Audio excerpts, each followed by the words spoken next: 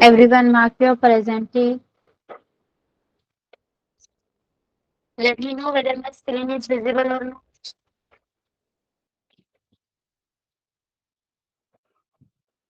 Yes. Okay. So, like every time, we will first start with standard fifth. Okay, so fifth standard wale, pay attention. We are going to start your lesson number 9 today, that is maps our companions. Nakasha, आपला सोबती. Okay. The land in our environment is not of the same height everywhere. This unevenness gives rise to various landscapes, creating different landforms such as mountain, valleys, plateaus, plains, and islands. You have studied this in third chapter. बघा, आपण कुठेही गेलो की तिथली जमीन सारखीच असते का? सगळ्या ठिकाणची जमीन सारखीच असते का? सांगा मला. Tell me, yes or no. कोणत्याही ठिकाणी गेल्यावर सगळीकडची जमीन तुम्हाला सारखीच दिसते का? चला लिहा पटकन चॅट बॉक्स मध्ये. नो. कुठे उतार असतो तर कुठे चढाव असतो, कुठे खोल जागा असते तर कुठे खूप उंच उंच डोंगर असतात. येस. मग या सगळ्यांना काय म्हणतात? भूरूपे, जमिनीची रूपे, लँडफॉर्म्स.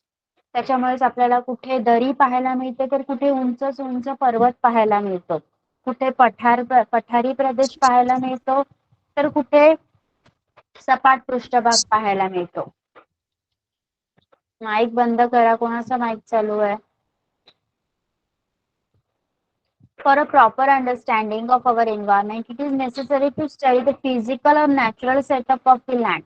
मग जर आपल्याला आपल्या परिसराची संपूर्ण माहिती घ्यायची असेल तर त्यासाठी त्या जागेचा फिजिकल, भौतिक आणि नॅचरल, नैसर्गिक जो सेटअप आहे त्या जमिनीचा, त्या भूभागाचा, तो समजून घेणं खूप गरजेचं आहे. In standard 4, when we learn about maps, we saw a 5,000-year-old map. This means that man has felt the need to make maps since ancient times. मग चौथीत जेव्हा तुम्ही नकाशांबद्दल शिकलात तेव्हा तुम्ही काय पाहिलं की 5,000 वर्षांपूर्वी पण नकाशाचा वापर केला गेला होता. म्हणजेच पूर्वीच्या काळी सुद्धा माणसाला नकाशाची गरज भासत होती. So at that time maps were mainly used in wars. मग त्यावेळी फक्त युद्धांमध्ये नकाशांचा वापर केला जायचा. While fighting a battle, it is important to have detailed knowledge of the terrain.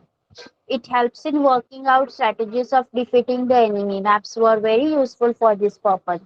मग पूर्वीच्या काळी राजे महाराजे काय करायचे? फक्त युद्धाच्या वेळी ह्या नकाशांचा वापर करायचे. कारण एखाद्या भागाचा, एखाद्या भूभागाचा किंवा एखाद्या प्रदेशाचा नकाशा जर त्यांच्याकडे अवेलेबल असेल तर शत्रूवर कोणत्या ठिकाणावरून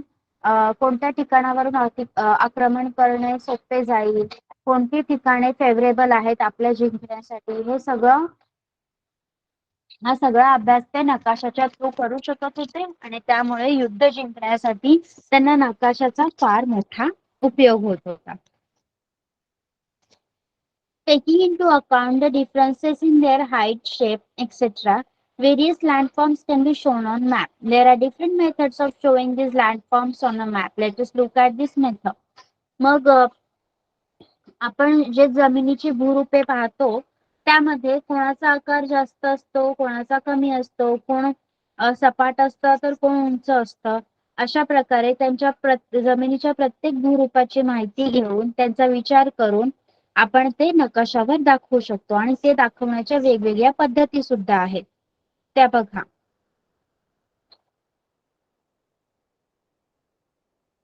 इथे बघा.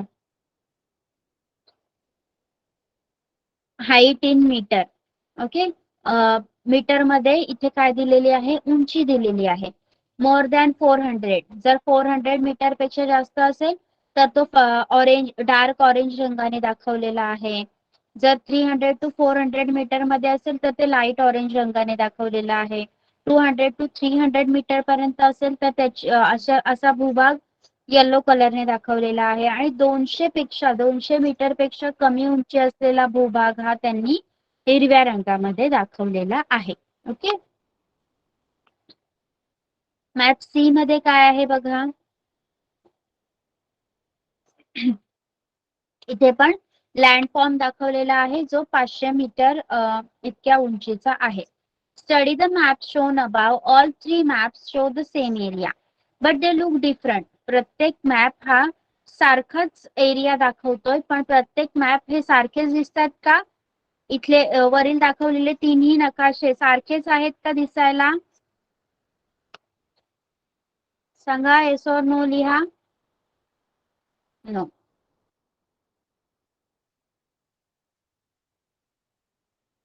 So study the maps and answer the following question. आपण नकाशा वाचायचा आहे आणि काही प्रश्नांची उत्तरं शोधायची आहेत. In map A how has the height of land been shown. Map A मध्ये जमिनीची उंची कशी दाखवली आहे सांगा.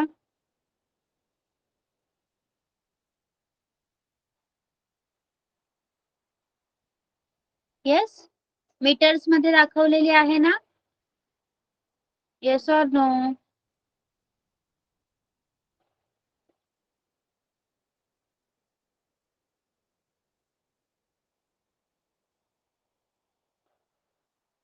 कळतंय का मी काय विचारलं तुम्हाला?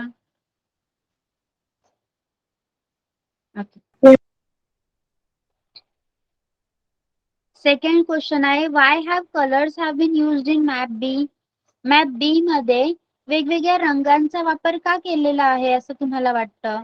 दुसऱ्या तुमच्याकडे पुस्तक असेल ना 2 नंबरचा नकाशा बघा आणि सांगा मला का केला असेल रंगांचा वापर. वेगवेगळ्या उंचींसाठी वेगवेगळ्या रंगांचा वापर केलेला आपल्याला दिसतोय. का केला असेल असं? कॅमेरा बंद करा.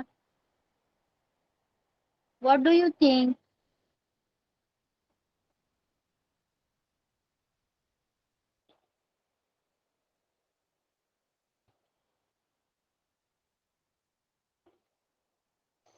आपण कलर करताना जर मी तुम्हाला एक परडी फळांनी भरलेली परडी रंगवायला सांगितली तर तुम्ही आंब्याला आणि सफरचंदाला एकच कलर द्याल का? सांगा पटकन. नो. का नहीं देणार? क्यों नहीं दोगे आप एक ही कलर दोनों को?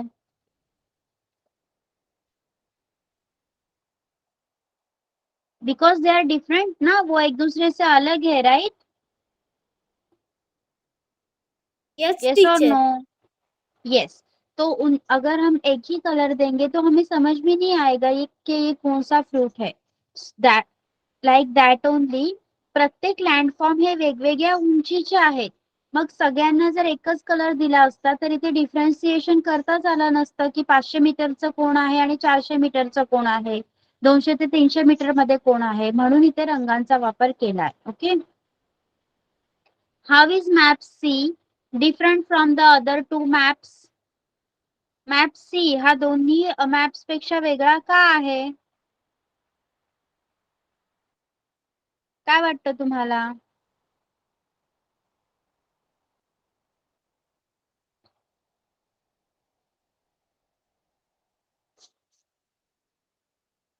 मॅप सी मध्ये डायरेक्टली पिक्चर घेतलेला आहे, राईट? येस, एकच लँडफॉर्म दिसतोय तिथे. ओके.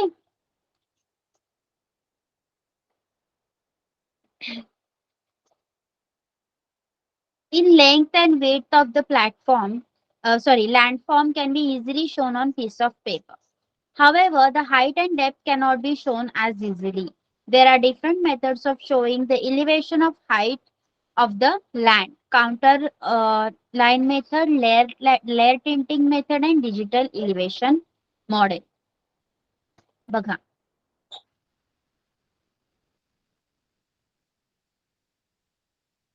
काय होते इथे? आपण कागदावर कोणत्याही लँडफॉर्मची उंची किंवा रुंदी, लेंथ किंवा वेट दाखवू शकतो. वेटा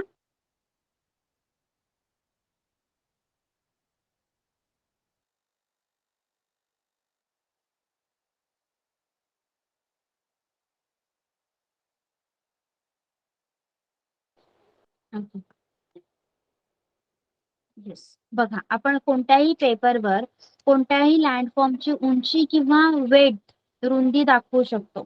but we cannot show the depth ना.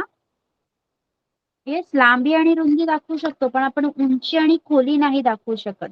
Easily we can't show. म्हणूनच 3 वेगवेगळ्या मेथड वापरल्या जातात. फर्स्ट आहे काउंटर लाईन मेथड. यामध्ये काय आहे बघा. दिस method is used to show the unevenness of landforms on map. मगाशी सांगितल्याप्रमाणे प्रत्येक लँडफॉर्म जमिनीचा प्रत्येक रूप हे समान नसतं. Okay, they are different. मग त्यावेळी प्रत्येक लँडफॉर्मची जी अनइव्हननेस आहे ती दाखवण्यासाठी काउंटर लाईन मेथडचा उपयोग केला जातो. The height of the land is measured from sea level. समुद्र सपाटीपासून या जमिनीची उंची मोजली जाते. Next point of the same height are identified. आणि त्यानंतरचा दुसरा पॉइंट ज्याची उंची समान असेल तो शोधला जातो. Their position is mark accurately on the map. आणि तेव्हाच त्याची पोझिशन मॅपवर नकाशावर व्यवस्थितपणे मार्क केली जाते. These locations are joined with a line. आणि हे दोन जी ठिकाणं आहेत ती एका रेषेने जोडली जातात. Such lines are called counter lines. आणि या लाईन्सलाच काउंटर लाईन्स असं म्हटलं जातं. See map A. In the map A, lines are drawn each joining places of specific height. मग आपण जर मॅप A पाहिला तर मॅप A मध्ये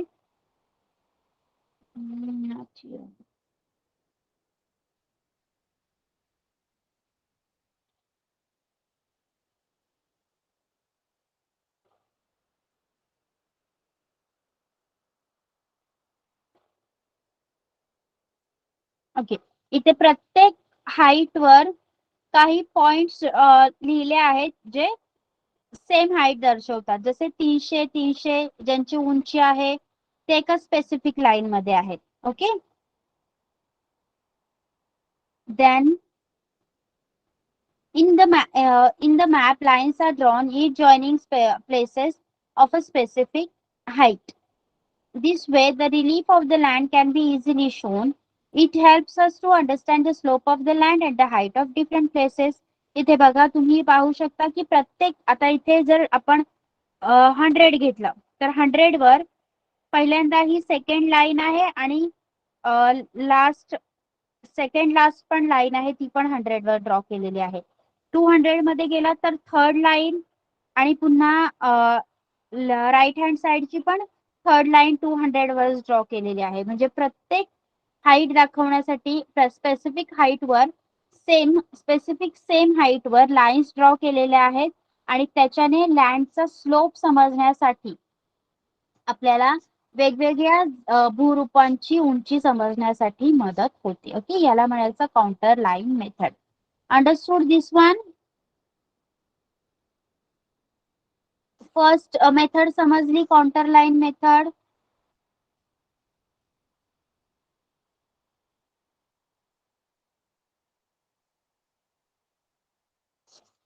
चला पटापट टेल मी.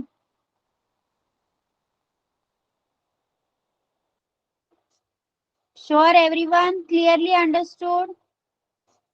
Yes.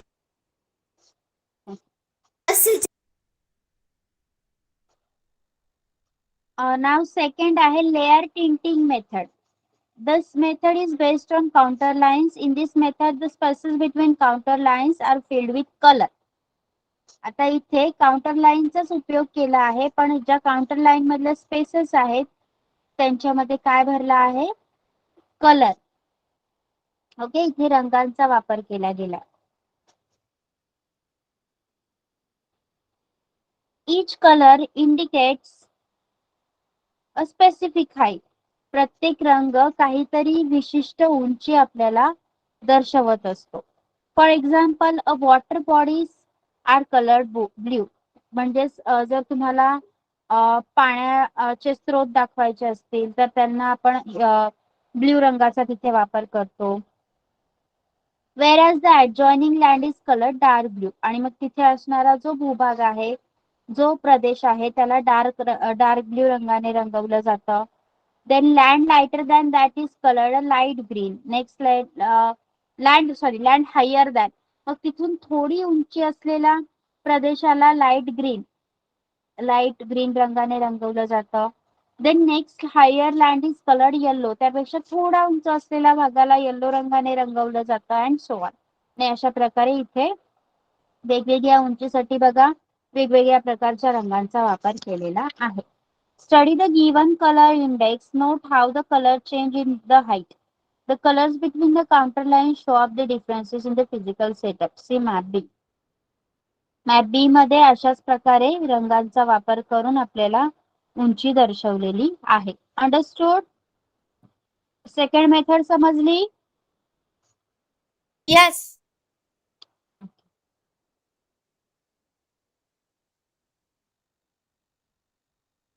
थर्ड आहे digital elevation model. This is the most modern method.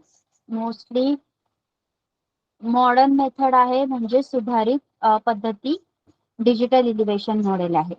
In this, the information obtained through man-made satellite is presented with help of computer. इथे काय केलं जातं, जे man-made satellites आहेत, उपग्रह आहेत, त्यांचा वापर करून जी काही इमेज मिळवली जाते तिला कम्प्युटरच्या मदतीने नकाशामध्ये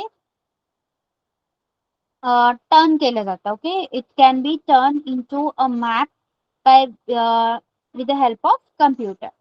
See map C. In it we can directly observe the differences in height of landform. जर आपण मॅप सी पाहिला तर डायरेक्ट पिक्चर दिसतंय आणि इथे आपल्याला प्रत्येक प्रकारच्या जमिनीचा जो काही फरक आहे उंचीमध्ये तो डायरेक्टली दिसून येतो. In it we can directly observe the differences in height of landform. Maps made using the above method help us to understand the physical setup of region. मग आपण या वेगवेगळ्या पद्धतींचा वापर करून जर नकाशे बनवले तर एखाद्या जागेचा फिजिकल सेटअप कसा आहे, भौतिक रचना कशी आहे ते आपल्याला समजू शकतं. In other words, they give us an idea of its height, relief and slope. Using computer we can even find the height of each point on a digital map. आणि जर यामध्ये आपण कम्प्युटरचा वापर केला तर डिजिटल मॅपवर आपण प्रत्येक बिंदू कोणत्या उंचीवर आहे ते पाहू शकतो. Physical maps can be used in military operation, tourism, drawing up mountaineering routes, in making regional development plans. मग जर काही लष्करी चाचण्या असतील किंवा टुरिझम असेल, पर्यटन असेल, माउंटेनेरियन रूट ड्रॉ करायचं असेल तर त्यावेळी या फिजिकल मॅपचा खूप मोठ्या प्रमाणावर उपयोग होतो. समजलं इथपर्यंत सगळ्यांना? Yes, teacher. लेसनचा हार्ड पार्ट समजलाय? Okay.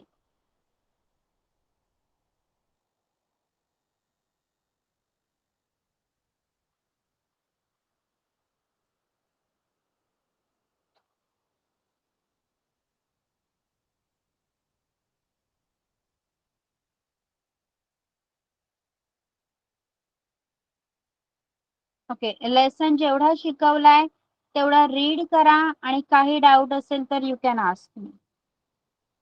Okay.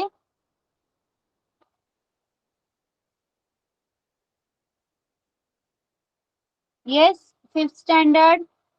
Understood? Yes, teacher. Okay. Standard 6th, you pay attention.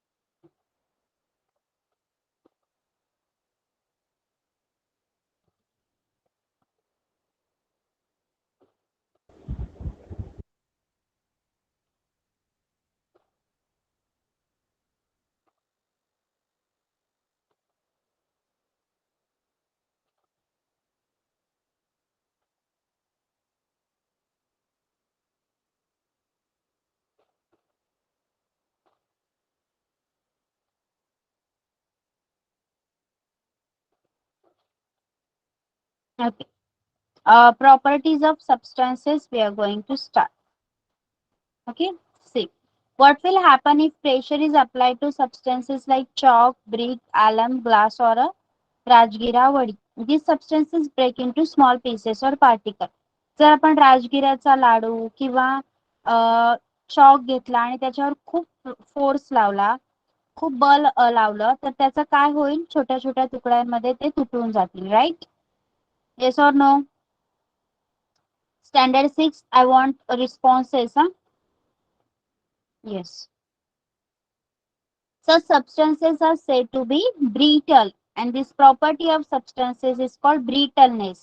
मग अशा पदार्थांना किंवा अशा वस्तूंना ब्रिटल म्हणजे ठिसूळ असं म्हणतात. आणि या पदार्थाच्या या गुणधर्माला ठिसूळपणा म्हणजे ब्रिटलनेस असं म्हटलं जातं. Understood? Yes. Now, take an iron nail.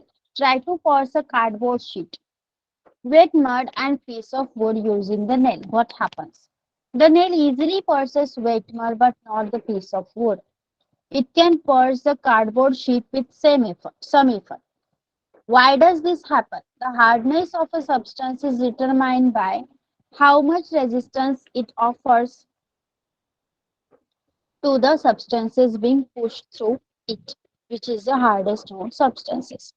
आता बघा, जर आपण एक लोखंडी खिळा घेतला आणि एक कार्डबोर्ड शीट घेतली आणि चिखल, ओला चिखल आणि एक लाकडाचा तुकडा घेतला आणि त्या खिळ्याला या सगळ्यांमध्ये ठोकण्याचा प्रयत्न केला. What will happen? जो ओला चिखल असेल त्याच्यामध्ये आपला खिळा लगेचच जाईल, पण लाकडाच्या तुकड्यामध्ये जायला त्याला वेळ लागेल. कार्डबोर्ड शीट मध्ये पण तो थोडे प्रयत्न करून जाईल. Why does this happen? का होतं असं? The hardness of substance is determined by how much resistance it offers to the substances being pushed through it. Hardness म्हणजे पदार्थाचा कठीणपणा, टणकपणा. ही पण पदार्थाची एक प्रॉपर्टी आहे. आपल्यामध्ये येणाऱ्या कोणत्याही गोष्टीला पदार्थ किती प्रमाणात रोखू शकतो, किती प्रमाणात रेजिस्ट करू शकतो, त्याला त्या पदार्थाचे हार्डनेस असं म्हणायचं आहे. मग एखादा हार्ड सबस्टन्स सांगू शकाल का तुम्ही मला? कोणत्याही हार्ड वस्तूचं उदाहरण? टणक आहे ही वस्तू असं आपण म्हणू शकतो. Metal. Yes, metal, but which type, which metal you can you give example? Steel. Iron. Copper, iron. Okay. Now, stretch a rubber band and let it go, or apply pressure on a piece of sponge and release it. What do you see? जर आपण एक rubber band stretch केला आणि त्याला तसं जाऊन दिलं, त्यानंतर एक स्पॉन्ज घेतला, स्पॉन्ज आणि त्याला प्रेस करून रिलीज केलं, काय होईल? The rubber band and the sponge go back to their original shape. सोडून दिल्यावर ते पुन्हा स्वतःचा जो अगोदरचा आकार आहे तिथे परत येतील. राईट? सो या गुणधर्माला काय म्हणायचं?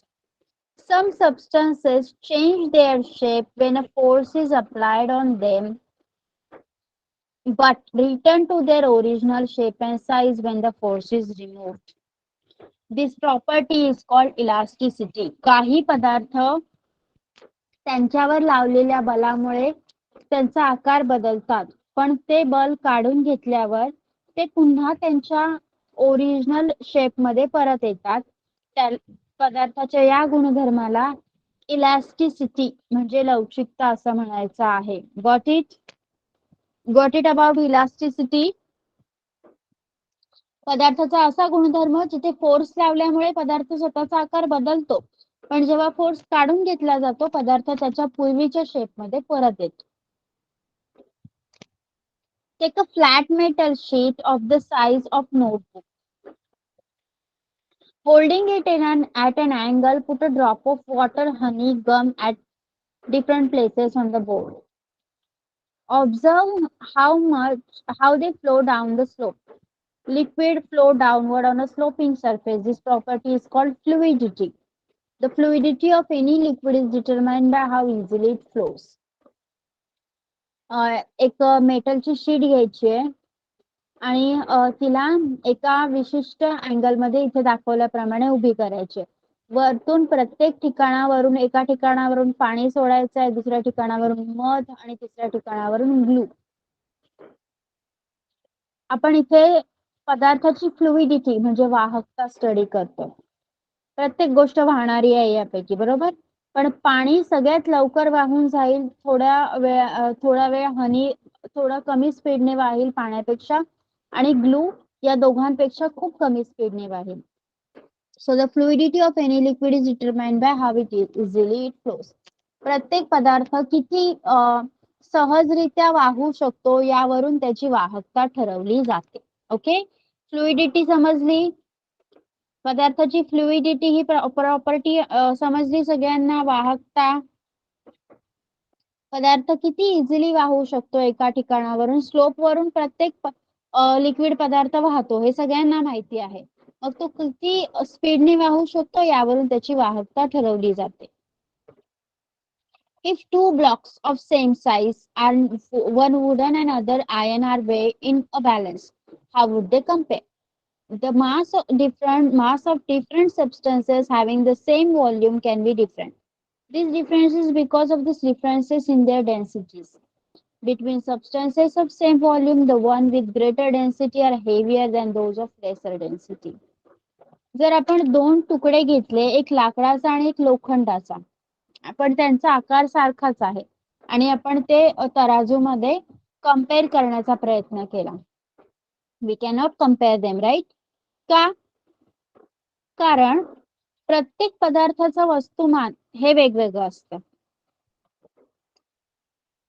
जरी त्यांचं ते दिसायला सारखे असतील, पण त्यांचं आकारमान आणि वस्तुमान हे वेगवेगळं असू शकतं. का डिफरन्स आहे हा? Because of the difference in their densities. त्यांच्या घनतेमध्ये खूप फरक आहे. Between substances of same volume, समान आकारमानाच्या असणाऱ्या वस्तूंमध्ये, पदार्थांमध्ये, the ones with greater density, ज्याची डेन्सिटी जास्त आहे तो वजन लागतो आणि ज्याची डेन्सिटी कमी आहे तो पदार्थ हलका लागतो. ओके, ऍक्टिव्हिटी आहे एक. Take a glass of water, add some salt and fine sand and sugar to it and try to dissolve them. ग्लासामध्ये पाणी घ्यायचं आहे आणि त्यामध्ये मीठ, वाळू आणि साखर टाकायची आणि त्याला विरघळवण्याचा प्रयत्न करायचा आहे. Repeat this replacing water with kerosene. आणि आता हीच प्रोसिजर केरोसिन मध्ये पण हेच करायचं आहे. त्यामध्ये सुद्धा हे पदार्थ विरघळवण्याचा प्रयत्न करायचा आहे. What do you observe? काय दिसेल आपल्याला? Some liquid substances dissolve in particular liquid, some solid substances dissolve in particular liquid. काही स्थायू पदार्थ हे पर्टिक्युलर द्रव पदार्थांमध्ये विरघळतात. If a solid does not dissolve in liquid, it is said to be insoluble in that liquid. जर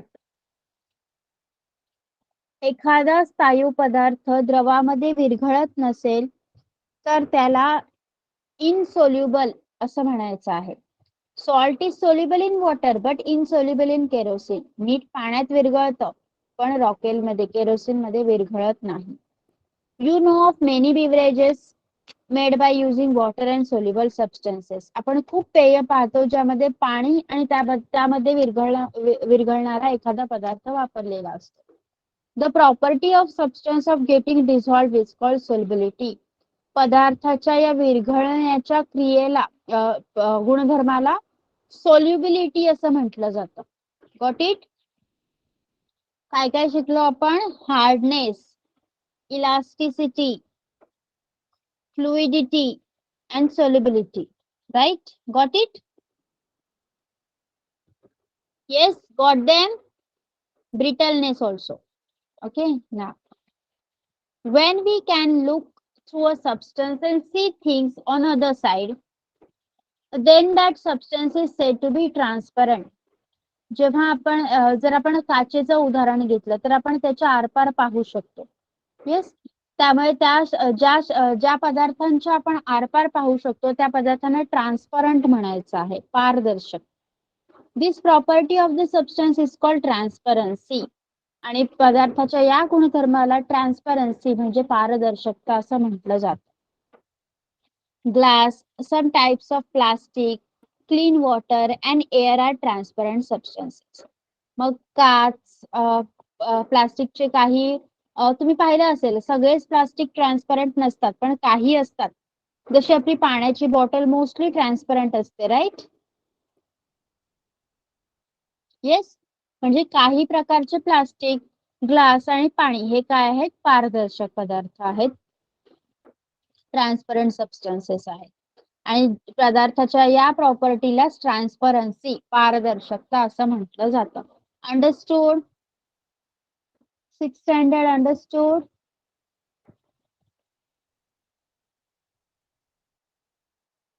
6th standard, have you understood everyone? Yes. Okay. Okay. Identify the objects shown in figure 5.14. Figure 5.14 मध्ये काही objects दिलेत बघा. From which substances they made? What are the substances called as group?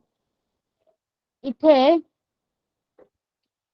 गोल्डचे बार दिलेले आहेत. Yes, आणि we can consider it as iron bar दिलेला आहे. Okay, तर हे काय आहेत? काय म्हणायचं याला? हे जे गोल्ड, कॉपर, आयर्न काय आहेत? हे कोणता ग्रुप आहे हा? मराठीमध्ये आपण त्याला धातू म्हणतो. काय म्हणायचं इंग्लिश मध्ये सांगा? सांगा. मेटल्स, धातू. बघा, substances like copper, gold, iron, aluminum are called metals. Yes, तांबे, सोने, लोखंड, अल्युमिनियम या सगळ्यांना धातू म्हणायचं. Metals are found in the form of minerals deep inside the earth. खनिजांच्या रूपात हे धातू आपल्याला पृथ्वीच्या भूभागात मिळत असतात. Minerals from earth crust are process to obtain the metals. आणि या खनिजांवर प्रक्रिया करून त्याचे धातू बनवले जातात. In daily life, metals have various important uses. Let us study some common properties of metals. मग या धातूंचा आपल्या दैनंदिन जीवनात खूप आपल्याला उपयोग होतो. मग त्याच्या काही प्रॉपर्टीज, काही गुणधर्म आपल्याला स्टडी करायचे आहेत. सो प्रॉपर्टीज ऑफ मेटल, पहिली आहे malleability. Take a piece of copper or aluminum wire or a small nail. Hammer it repeatedly. What would you observe? जर आपण कॉपर किंवा अल्युमिनियम वायर घेतली किंवा एक छोटासा खिळा घेतला आणि त्याच्यावर सतत हातोडीने वार केले, काय दिसेल आपल्याला? काय होतील ते सांगा?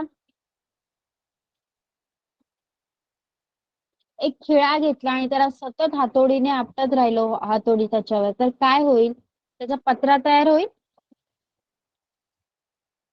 येस, फ्लॅट होईल ना. On hammering repeatedly, the wire becomes flat. That it forms a thin sheet. Metals can be converted into sheets by hammering. This property of metal is called malleability. जेव्हा आपण हातोडीने त्यावर सतत घात घालत राहिलो तेव्हा या वायर स्नेल्स फ्लॅट होतात, त्यांचा एक पत्रा तयार होतो. म्हणजेच धातूचा ठोकून पत्रा तयार करता येतो आणि या गुणधर्माला मेलॅबिलिटी असं म्हटलं जातं. इथे बघा, observe and discuss. Hot iron is hammered and above made it into thin sheet.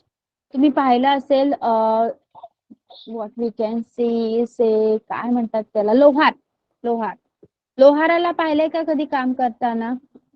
तो काय करतो, या लोखंडाला खूप गरम करतो आणि त्याच्यात असणाऱ्या त्याच्याकडे असणाऱ्या त्या हातोडीने त्याच्यावर घाव घालत राहतो पाहिलंय का कधी ब्लॅक स्मिथ लोहार? Yes. हा okay. Yes, teacher. Hot iron is hammered and made into thin sheet. त्याचा पत्रा बनवला जातो.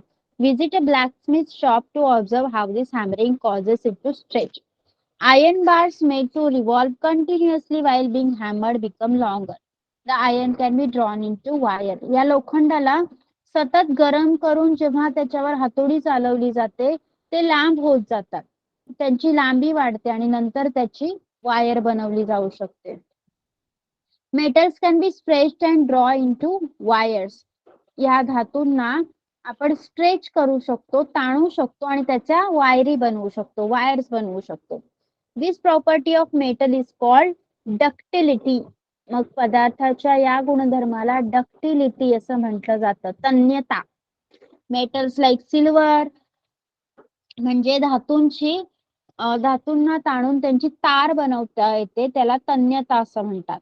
Metals can be stretched and drawn into wires and we called it as ductility. Metals like silver, gold, copper, platinum can be drawn into wires. मग चांदी, सोने, तांबे आणि platinum सारख्या धातूंच्या तारा बनवता येतात. Okay, understood? डक्टिलिटी हा गुणधर्म समजलाय. तन्यता म्हणतात त्याला मराठीमध्ये, म्हणजे धातूची ठोकून तार काढता येते. ओके. Yes. Now, electricity.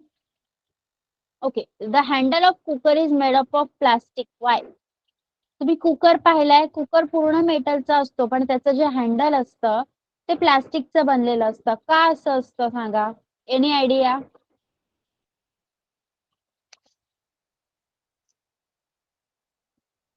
सांगा.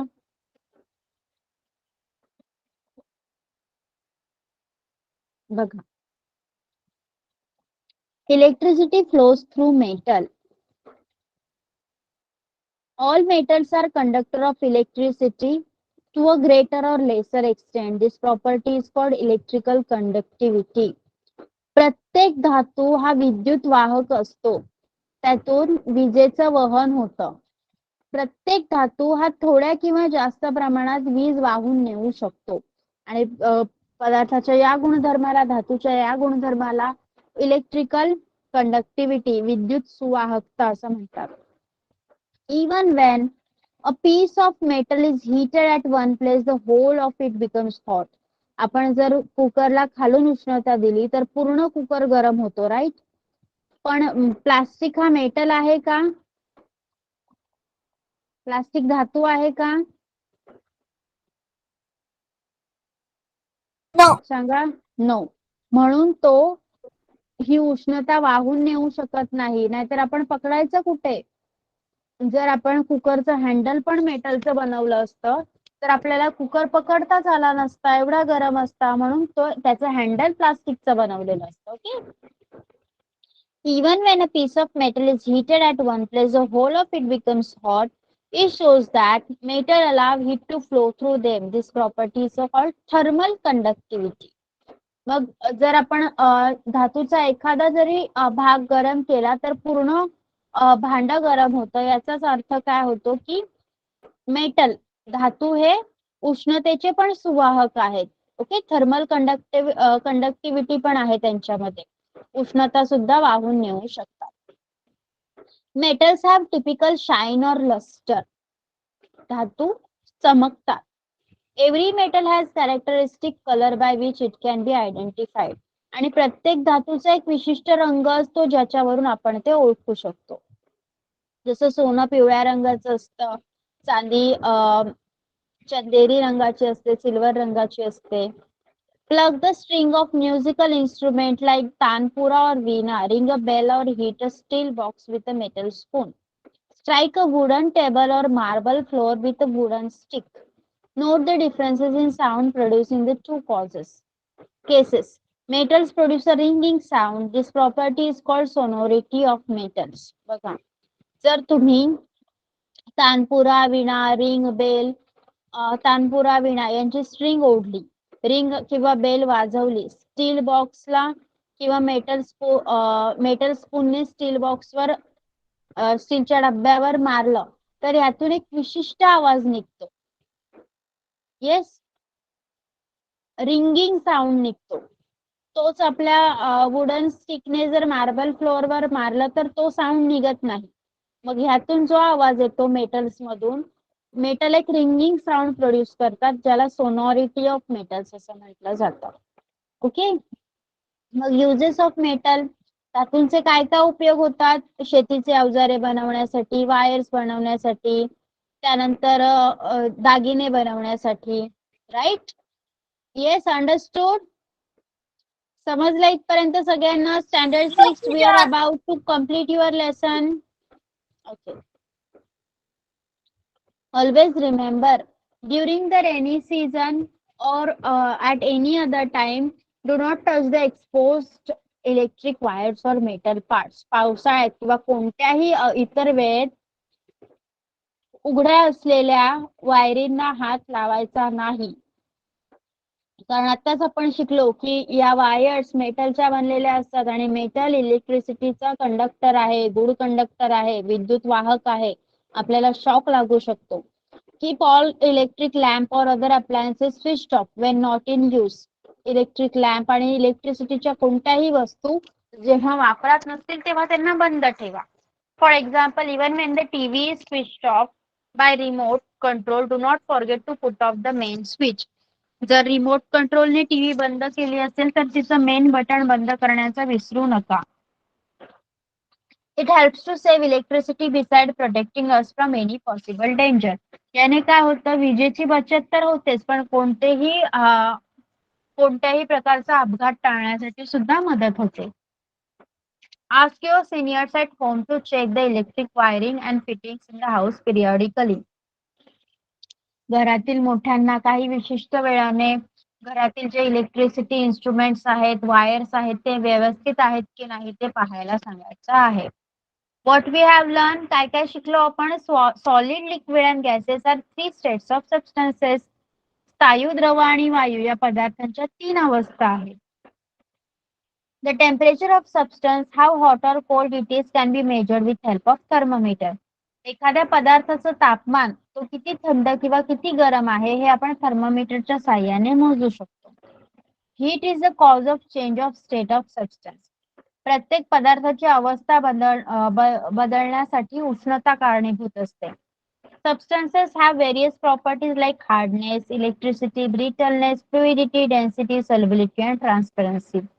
पदार्थांचे कठीणपणा, लवचिकपणा, ठिसूळपणा, वाहकता, घनता आणि पारदर्शकता अशा प्रकारचे वेगवेगळे गुणधर्म असतात. Metals form a separate group of substances. धातूंचा एक विशिष्ट असा पदार्थांचा एक विशिष्ट असा गट असतो. Metals have some common properties like malleability, conductivity, thermal conductivity, electrical conductivity, sonority, luster and characteristic color. धातूंचा ठोकून पत्रा तयार करता येऊ शकतो. तन्यता, त्यानंतर उष्णतेचे सुवाहक असतात, विजेचे सुद्धा सुवाहक असतात आणि धातूला एक विशिष्ट रंग सुद्धा असतो. Okay, understood? लेसन पूर्णपणे समजला? Yes, ma'am. शुअर? नीट बोलायचं आहे आर्य, क्लास मधनं रिमूव्ह केलं जाईल.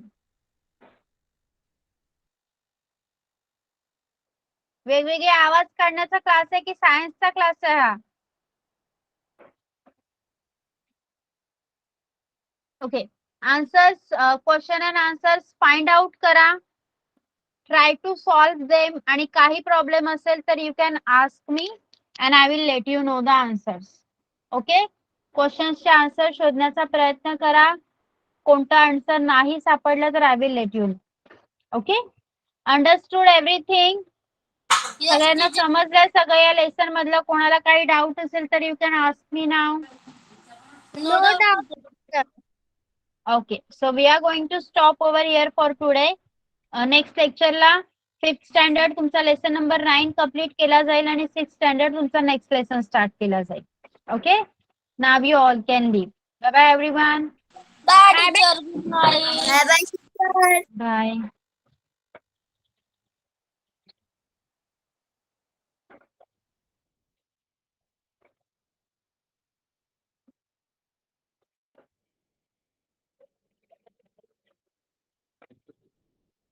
Everyone leave the class. It's done.